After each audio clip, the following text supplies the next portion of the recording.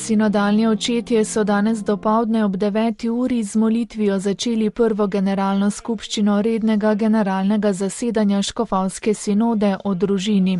Papeževemu govoru je najprej sledilo poročilo generalnega tajnika sinode kardinala Lorenza Baldisserija, zatem pa še uvodno poročilo generalnega relatorja kardinala Petra Erdoja.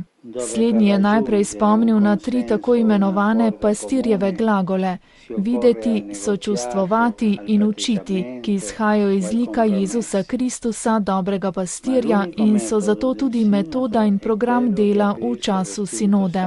Kardinal Erdo je spregovoril o glavnih tematskih poudarkih, o katerih se bo razpravljalo v prihodnjih 3 tednih zasedanja sinode o družini, pri tem pa sledil delovnemu gradivu Instrumentum Laboris. Vprašanje družine je osvetlil s 3 osrednjih vidikov: izzivi družine, razločevanje njene poklicanosti in poslanstvo družine danes.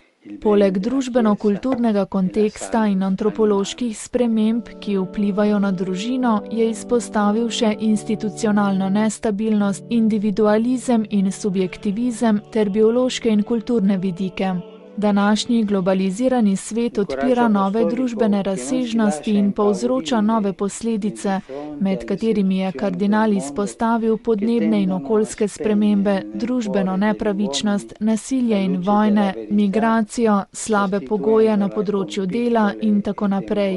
S temi problemi je povezan tudi močno prisoten antropološki preobrat. Oseba išče lastno svobodo, neodvisnost od vseh vezi, tudi verskih in družbenih, predvsem tistih, ki so povezane z institucionalnimi oblikami življenja. Vse to se kaže tudi na področju zakona in družine. Zakon in družina nista za izolirane posameznike, ampak posredujeta vrednote, omogočata razvoj človeške osebe, ki je nenadomestljiva, je zatrdil kardinal. V celotni krizi institucij in institucionalnih oblik človeških odnosov, torej ne samo na področju zakona in družine, se kaže notranja napetost človeške osebe in problem, kaj je človeško bitje.